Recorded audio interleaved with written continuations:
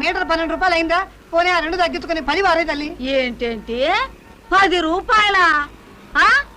నేనంటే ఏదో ఎర్రి బాగుందని అనుకుంటున్నావా?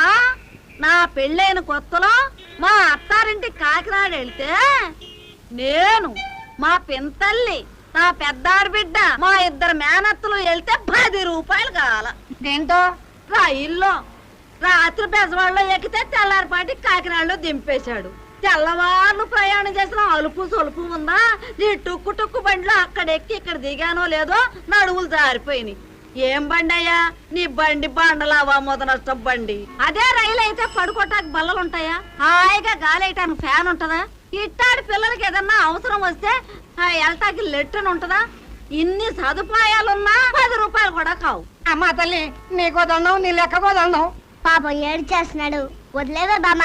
పాపం ఏడ్చేస్తున్నాడు, వదిలేవే బామ్మ. నీ